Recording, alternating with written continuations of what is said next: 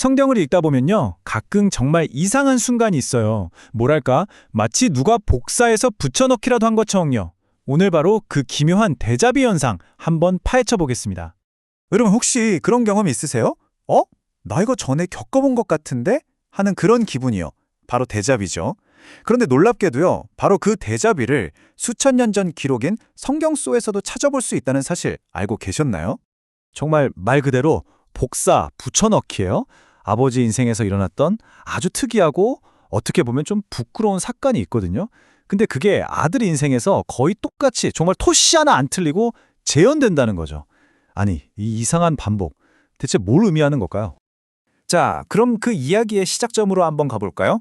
모든 건 한 남자, 바로 이스라엘 민족의 아버지라고 불리는 아브라함으로부터 시작됩니다. 자, 아브라함이 낯선 땅에 갔는데 자기 아내가 너무 아름다운 거예요. 그래서 이러다 내가 아내 뺏기고 죽겠구나 하는 두려움에 사로잡힙니다. 그래서 생각해낸 게 뭐냐면 아내를 누이라고 속이는 아주 위험한 거짓말이었어요.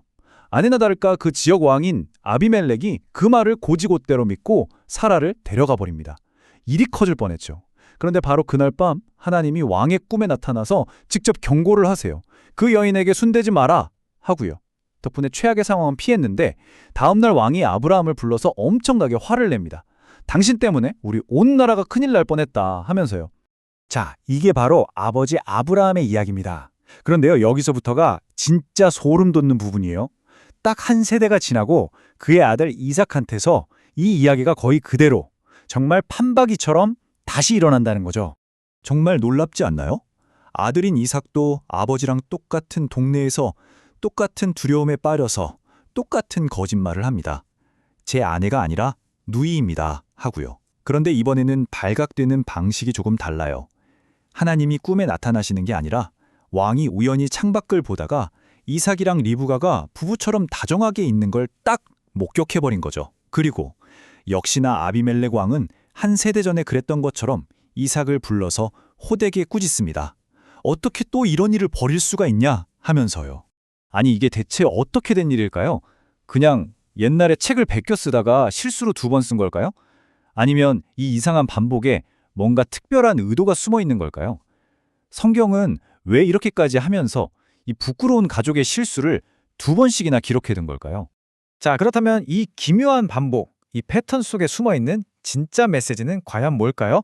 지금부터 그 의미를 한번 자세히 들여다보겠습니다. 두 이야기를 나란히 놓고 보면 정말 흥미로운 게 보여요. 보세요. 두려워서 거짓말을 했다는 동기, 그리고 내 누이다라고 속인 방법까지. 이건 완전히 똑같아요. 그런데 결정적인 차이점이 하나 있죠. 바로 하나님의 개입 방식이에요. 아브라함 때는 하나님이 꿈에 나타나는 아주 직접적이고 초자연적인 방식으로 개입하셨잖아요. 그런데 이삭 때는 왕이 우연히 목격하는 아주 일상적인 방식으로 문제를 해결하세요. 이건 뭘 의미할까요? 어쩌면 하나님의 보호하심이 세대를 거듭하면서 점점 더 우리의 평범한 삶 속으로 자연스럽게 스며들고 있다는 걸 보여주는 건 아닐까요? 결국 이 두 이야기를 관통하는 핵심 감정은 딱 하나입니다.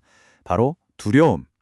성경은 이른바 믿음의 아버지라고 불리는 위대한 영웅들조차도요, 목숨의 위협 앞에서는 어쩔 수 없이 두려워하고 바보 같은 실수를 저지르는 그런 연약한 인간이었다는 걸 아주 솔직하게 보여주는 거죠. 하지만 이야기가 여기서 끝나면 그냥 인간은 참 나약하구나 하고 말겠죠. 성경이 진짜 하고 싶은 이야기는 그게 아닙니다. 그들의 실패, 그 너머에 있는 더 큰 진실, 바로 그럼에도 불구하고 지켜지는 약속에 대한 이야기예요. 그러니까 핵심은 이거예요. 이 이야기는 아브라함이랑 이삭이 얼마나 대단한 사람인지 자랑하려고 쓴 게 아니라는 거죠. 오히려 정반대예요. 그들이 그렇게 실수하고 넘어지는 와중에도 그들을 통해 이어지는 하나님의 약속만큼은 절대로 끊어지지 않는다는 걸 보여주는 게 핵심입니다. 심지어 이 이야기에서 가장 정의롭고 멋진 사람이 누구죠? 주인공들이 아니라 이방인 왕 아비멜렉이잖아요. 이것만 봐도 이 이야기의 초점이 인간의 완벽함에 있지 않다는 걸 명확히 알 수 있죠. 결국 성경이 이 부끄러운 가족사를 굳이 2번씩이나 반복해서 들려주는 이유, 이제 좀 아시겠죠? 완벽하고 흠없는 영웅 이야기를 만들려는 게 아니었어요. 오히려 그 모든 인간적인 실패와 약점에도 불구하고 그것들을 뚫고 나아가 기어코 약속을 지켜내시는 하나님의 신실함, 바로 그걸 보여주고 싶었던 겁니다. 이 수천 년 전 이야기가 오늘을 사는 우리에게도 똑같이 질문을 던지는 것 같아요. 혹시 내 삶에서 계속 반복되는 어떤 패턴 혹은 실패 같은 게 있나요? 어쩌면 그게 단순히 나의 약점이나 부족함만을 의미하는 게 아니라 그 실패에도 불구하고 나를 붙들고 있는 더 큰 무언가를 가리키는 신호일지도 모릅니다. 여러분의 삶 속 반복되는 패턴은 무엇을 이야기하고 있나요?